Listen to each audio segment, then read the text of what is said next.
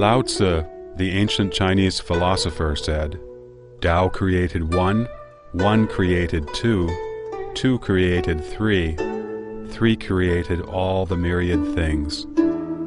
This suggests that the world is formed from Tao. Chinese people greatly value the Tao, or the Way. In Chinese, the concept of moral standards is denoted by the two characters Dao De, meaning the way, and virtue. Any behavior not conforming to moral standards was said to not follow the principle of Tao. In ancient times, a brutal emperor would be called a decadent ruler who lacks the Tao. Even farmers in revolt posted banners proclaiming, "Achieve the way on behalf of heaven." The Chinese traditionally believed in the unity of heaven and humanity. Lao Zi said in his book, Tao Te Ching, "Man follows the earth follows heaven, heaven follows the Tao, and the Tao follows what is natural. The Tao of the universe does not change, and the universe runs according to the Tao, in an orderly manner. The earth follows the changes of heaven. Therefore, it has 4 distinct seasons. By respecting heaven and the earth, humankind enjoys a harmonious life of gratitude and blessings." This is reflected in the expression, heaven's favorable timing, earth's advantageous terrain, and harmony among the people. Astronomy, geography, the calendar system, medicine, literature, and even social structures all follow this understanding according to traditional Chinese thought. For over 5,000 years, profound insights offered by sages and philosophers about heaven, earth, and the universe have been passed down from generation to generation. This wisdom has nurtured the Chinese people and created one glorious era after another. In the last 100 years, while China was in great peril, the communist specter took the opportunity to enter the scene and seized political power by the use of brutal cruelty, controlling people with violence and lies, and promoting man over nature, and a philosophy of struggle. Chairman Mao Zedong said, "Battling with heaven is endless joy, fighting with the earth is endless joy, and struggling with humanity is endless joy." The Communist Party despises heaven, earth, nature, and morality. It is an extremely malevolent force against the universe, causing limitless agony and tragedy. It has also pushed China's 5,000-year civilization to the brink of destruction.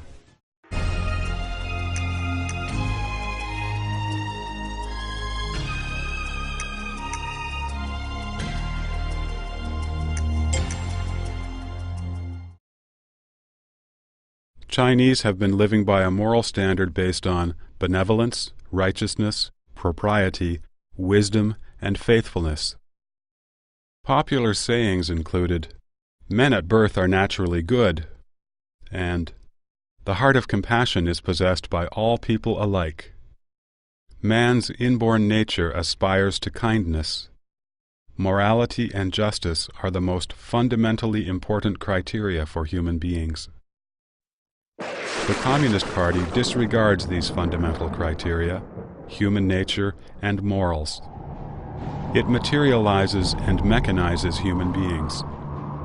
It classifies people into different categories based on wealth, family background, and so-called class components, and stresses that class conflict shouldn't be harmonized. People who were labeled as advanced class were transformed into frenetic revolutionary tools and rebellious revolutionary ruffians.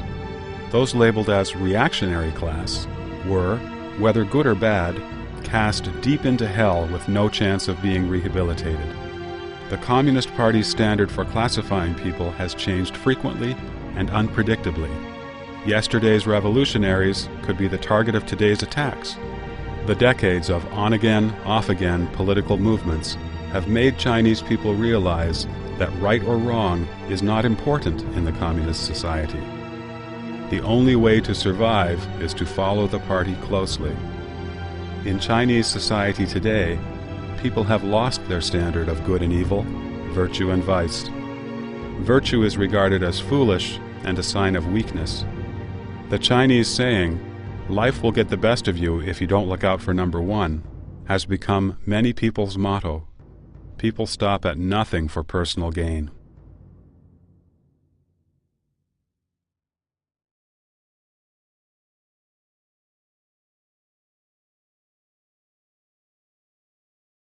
For the Communist Party, a human being is an animal or even a machine. The Communist Party's goal is to control people and gradually change them into rebellious, revolutionary ruffians. Marx said, "Material forces can only be overthrown by material force."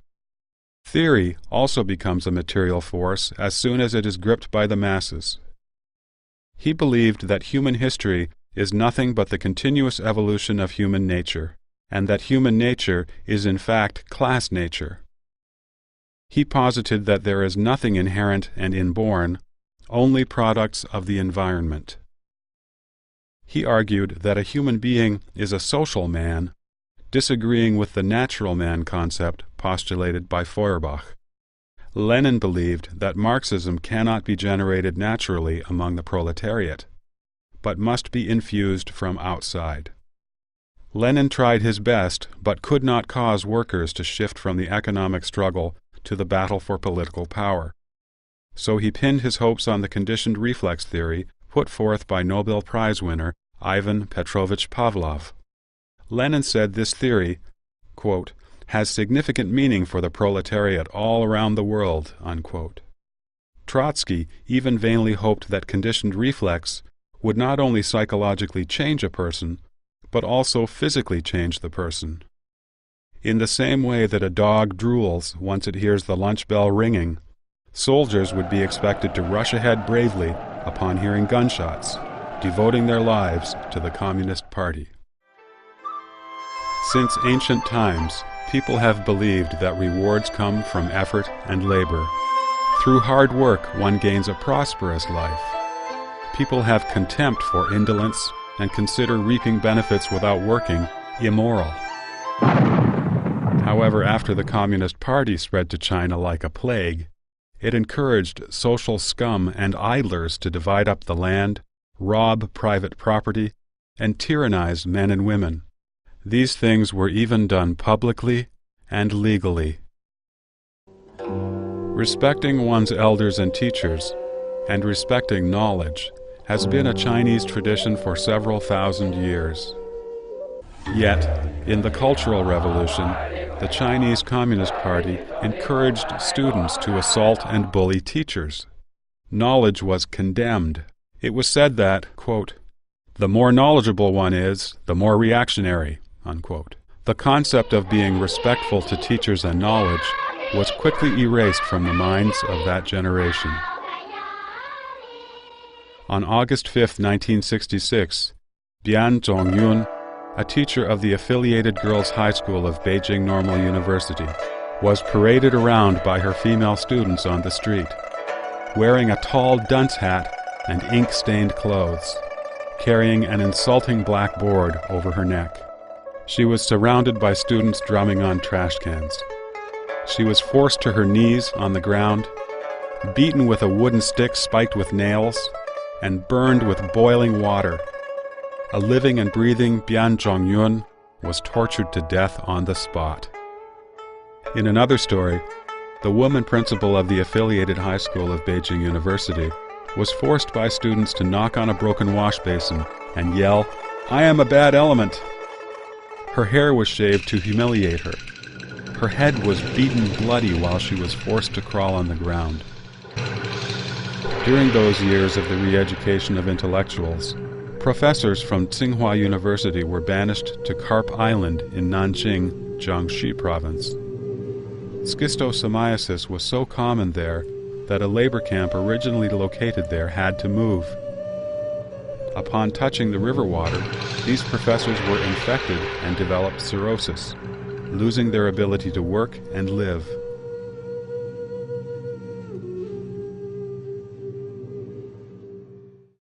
Everyone thinks to be clean is good, and to be dirty is bad.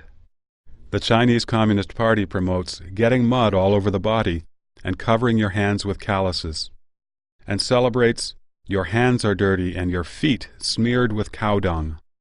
People like this were considered to be the most revolutionary, and they could attend universities, join the party, be promoted, and become party leaders. Affection is a natural human emotion. Affection among husbands and wives, children, parents, friends, and in society is normal. Through incessant political campaigns over several decades, the Chinese Communist Party has forced people to fight with people. Under intense pressure and terror, it has been common for parents and children to report on each other, or husbands and wives to expose each other. Family relations were often renounced. The Communist Party suppresses human beings' virtuous nature. It promotes, encourages, and uses the evil side of humanity to strengthen its rule. The Communist Party has systematically destroyed universal moral standards in an attempt to demolish the concepts of good and evil and of honor and shame that have been maintained by humankind for thousands of years. The Communist Party crushed Chinese people's courage to speak the truth and turned Chinese people into spineless cowards. In the name of helping the Communist Party rectify itself, the anti-rightist movement in 1957 called upon intellectuals and the general public to make suggestions to the Communist Party. When people bravely and sincerely talked about what was really on their minds, they were accused of being anti-communist, labeled as rightist, and sent to forced labor for 1 or 2 decades. Their families were implicated. In 1969, a regular female Communist Party member, Zhang Zhixin, was thrown into jail for expressing a different view on the Cultural Revolution than the official one. Because she held on to her view, prison guards many times stripped off her clothes, handcuffed her hands behind her back, and threw her into prison cells filled with men, letting the prisoners gang rape her. She became insane in the end. Yet in spite of this, when she was about to be executed, the prison guards feared she would cry out in protest.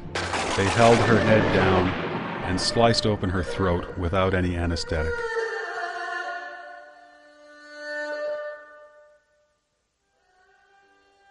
After the 10 years of the Cultural Revolution ended, in order to earn back people's loyalty, the CCP brought justice to many people, restoring their good reputation, including that of Zhang Zhixin. Nonetheless, it has always followed its tradition of persecuting people who dare to speak the truth.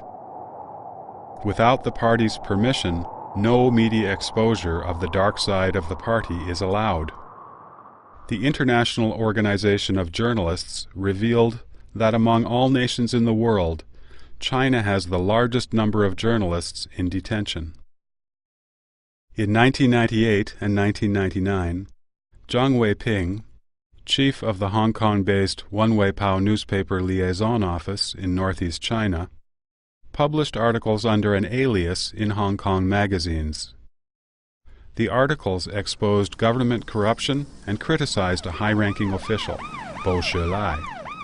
As a result, Zhang Weiping was secretly arrested and sentenced to a 6-year prison term, allegedly for leaking state secrets and inciting subversion of the state's political power.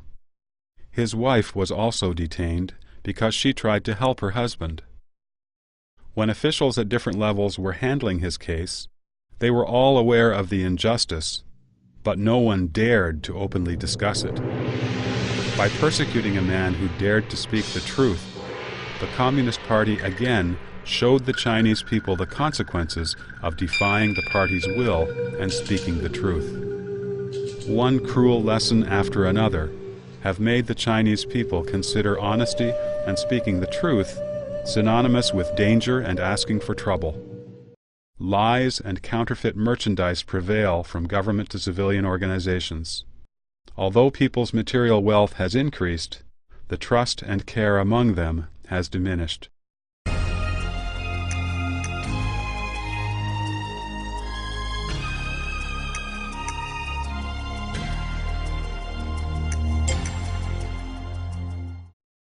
Engels said that freedom is the recognition of inevitability.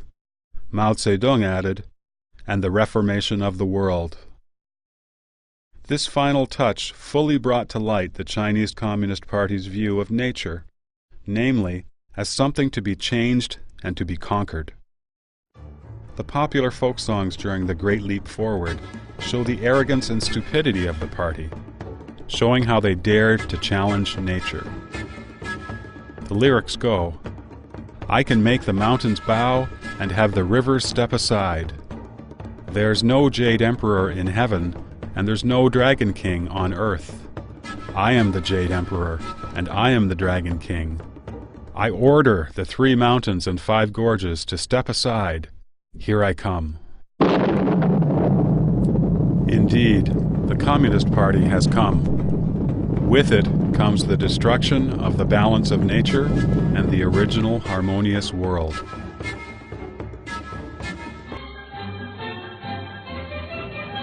Under its agricultural policy of keeping grain as a key link, the Chinese Communist Party converted to farmland large areas of mountain slopes and grasslands that were unsuitable for farming, even filling rivers and lakes to make cropland.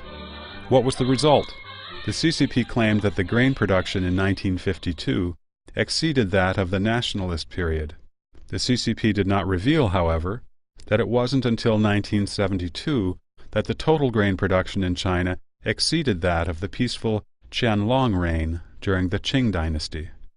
To this day, China's per capita grain production is far below that of the Qing dynasty, and is 1/3 of that of the Song dynasty, when agriculture was at its peak in Chinese history. The indiscriminate cutting of trees, leveling of rivers, and filling of lakes have caused drastic ecological deterioration in China. China's ecosystem is on the brink of collapse. The drying up of the Hai River and the Yellow River, and the pollution of the Huai and the Yangtze rivers sever the lifeline of the Chinese nation. With the disappearance of grasslands in Gansu, Qinghai, Inner Mongolia, and Xinjiang, sandstorms have entered the Central Plains. In the 1950s, under the guidance of Soviet experts, the CCP built the Sanmen-sha hydroelectric power station on the Yellow River. To this day, this power station has the generating capacity of only a medium-sized river, despite the fact that the Yellow River is the second largest river in China. To make matters worse, the project has also led to an accumulation of mud and sand in the river's upper reaches, and raised the height of the riverbed. Because of this, even a moderate flood brings enormous loss of life and property to people on both sides of the riverbanks. In the 2003 flood of the Wei River, the peak volume was 3,700 cubic meters per second, a level that might occur every 3 to 5 years. Yet, that flood caused a disaster unprecedented in the past 50 years. A multitude of large-scale reservoirs were built in Henan province. In 1975, the dams of these reservoirs collapsed one after another. Within 2 hours, 60,000 people drowned. The total death toll was as high as 200,000. Today, the CCP continues wanton acts of destruction against the land of China. The construction of the Three Gorges Dam, which was officially started at the end of 1994, was another dam construction the CCP attempted to monumentalize. The Xinhua news agency said, "The construction of the Three Gorges Dam was a great project that conformed to Zhang's Three Represents," and that the construction of the Three Gorges Dam was a brilliant joint decision made possible by 3 generations of leaders in the party central. Yet, a series of serious consequences have surfaced along the way. About 2 million people have been forced to leave their homes behind, creating some unsurmountable challenges. The 600-kilometer-long reservoir will flood over 250,000 acres of precious farmland and 1,300 historical cultural sites. It will bring unpredictable damage to the environment along the Yangtze River. Amid the hype about great dams for so many years, the Three Gorges Dam will probably be the most disastrous of all.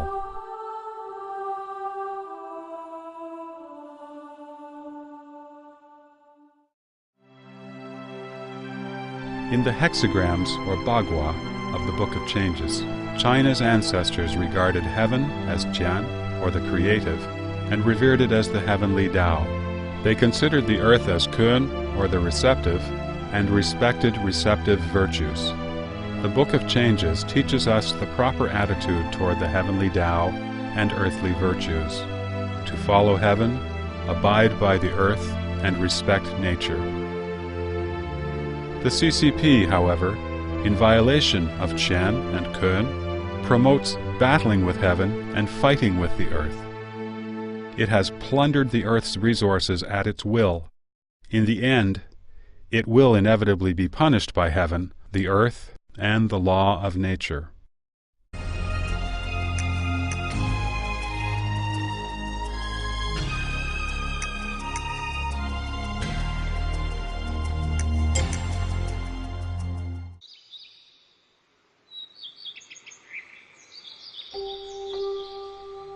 There is a Chinese saying which goes, "You do not know the true face of Mountain Lu, precisely because you are on the mountain." As little, tiny beings in the boundless, vast universe, mankind will never be able to understand the complete makeup of the universe. From Aristotle and Newton to Einstein, many believe in the existence of a prevailing law in the universe. Humanity has never stopped probing for the truth of the universe through various means. In addition to scientific exploration, religion, faith, and cultivation have always been approaches mankind has taken to uncover the mysteries of life and the universe. True scientists hold a very broad outlook of the universe and will not deny the unknown using the current limited science. Renowned scientist Newton, for example, in his seminal book, Principles of Mathematics, published in 1678, explained in detail the principles of mechanics, tidal formation, and planetary movement, and calculated the movements of the solar system. Newton, who was so eminently accomplished, said repeatedly that his book offered a mere description of surface phenomena, and that he did not dare to speak about the real meaning of the ultimate God in creating the universe. In the second edition of Principles of Mathematics, in expressing his faith, Newton wrote, "This most beautiful system of sun, planets, and comets could only proceed from the counsel and dominion of an intelligent and powerful being. As a blind man has no idea of colors, so we have no idea of the manner by which the all-wise God perceives and understands all things." The People's Daily newspaper published the following statements in an article entitled "Upholding Science and Destroying Superstition" on June 21, 1999. Our Communist Party's history is a history of upholding science and destroying superstition. Evidence has shown that Marxism's scientific world outlook is a powerful weapon of thought for us to defeat all enemies and all difficult obstacles. Based on this absurd understanding of the world, the Communist Party claims to be the embodiment of science and to represent the truth. It advocates things that conform to its narrow theory and calls everything outside of its own theories false science or superstition. Whether it is different thinking, a new aspect in the scientific field, or a religion with several thousand years of history, the Communist Party attacks, condemns, and censors it until it can no longer exist. The Russian Communist Party used to criticize the theories of relativity, quantum physics, and the theories of the universe. After it came to power in 1949, the Chinese Communist Party closely followed Russia and demolished any anti-Marxism or anti-Leninism theory. Many professors' political thinking and ideas about class differentiation were harshly criticized because their academic views conflicted with the government's official guidelines. On June 29, 1952, the People's Daily published an article announcing that the Russian geneticist Machurian's biological theory was of the proletariat nature, whereas Morgan's theories of genetics, which was commonly acknowledged at the time in the global biological community, was criticized as idealism, reactionary, supporting the capitalist class, false science, and even fascism. During the Great Leap Forward in 1958, the ideology of the day is summed up by the following saying: "However daring human beings are, that's how productive the earth is." This saying was considered to be the truth, and any experts who thought differently were ruthlessly denounced and criticized. Today, modern medical science, research on the soul, reflective research on evolution, and other new scientific fields around the world have been denounced as false science, and are being suppressed and attacked in China because they are not in accordance with communist doctrine. Science is a means for mankind to explore nature, yet the Chinese Communist Party has used many ways to monopolize and manipulate science. The manipulation is all-encompassing, influencing everything from education to scientific research. It has suffocated Chinese people's creativity and independent thinking, their spirit to explore unknown territory, and their courage to reflect on traditional theories.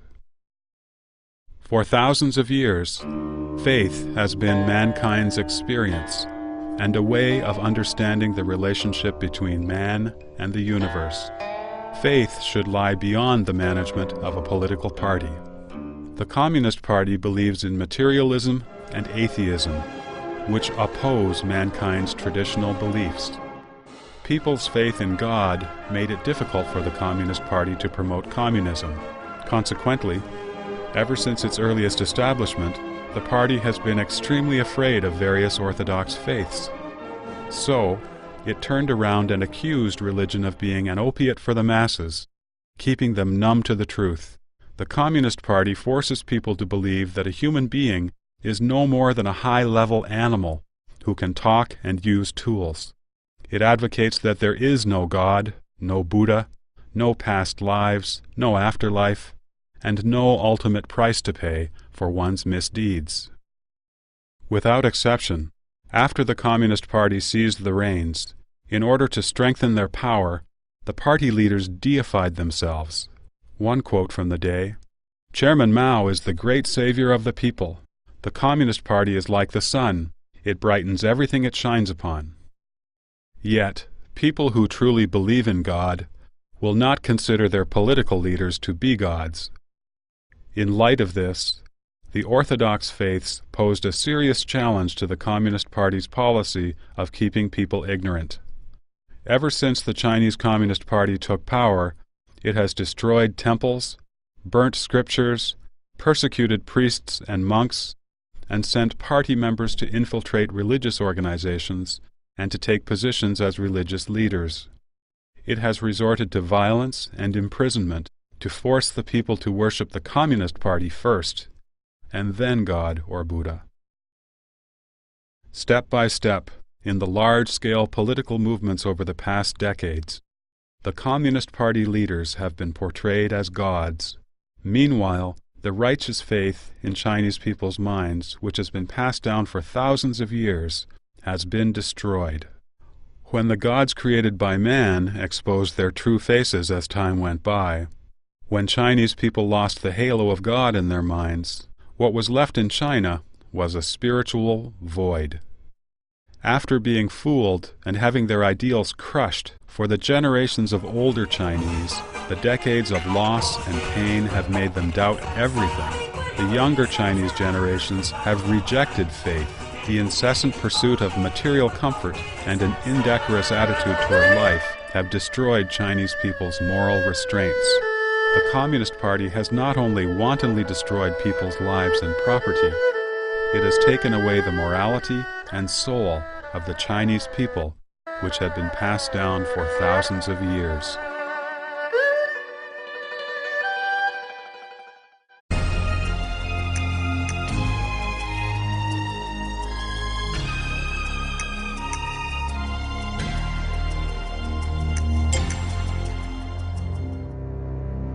As an evil specter that opposes nature, heaven, earth, and humanity, the Communist Party has no righteousness. The repeated violence and lies that have followed the same pattern, the ever-changing stance and ever-changing interpretations, the wicked behavior of latching on to everything, to drill into the bone and suck out the marrow, and the ferocious attempt to destroy the upright principles of heaven, earth, and the human world, all have been done for the sake of maintaining this wicked specter's life. The Communist Party makes itself an enemy of everything in the universe. Because of this, from the very beginning, it is doomed to be buffeted by one crisis after another, and is destined to be eliminated by the universe. As the first paragraph in the Communist Manifesto says, all the powers of old Europe have entered into a holy alliance to exorcise this specter. In China, the Communist Party has had the same experience. From the Mahe incident and the April 12th purge of the party, to being besieged 5 times in areas they controlled by the KMT, and eventually to being forced to retreat in the Long March, the CCP has always faced the crisis of its own elimination. One political movement after another, from when the CCP took power to the so-called economic reforms which completely abandoned socialist theory, these are nothing but struggles made up by the Communist Party when it encountered life-and-death crisis over and over again. Today, communism has failed across the globe. Jiang Zemin, the former leader of the last major communist regime in the world, said to a correspondent of the Washington Post in March 2001, "When I was young, I thought the ideals of communism would be reached very quickly, but now I don't feel like this." At present, those who truly believe in communism are few and far between. The CCP clings desperately to its so-called communist theory, fooling itself and others, simply for the sake of maintaining the legality of its regime. The communist movement is destined to fail. Though the Chinese Communist Party has survived many crises by frequently changing its appearance and clinging to desperate contrivances, its inevitable doom is clear to the whole world. The vast universe carries with it the irrefutable will of heaven, which can also be called the will of the divine or the law and force of nature. Humanity will have a future only if it respects heaven's will, follows the course of nature, observes the law of the universe, and loves all beings under heaven.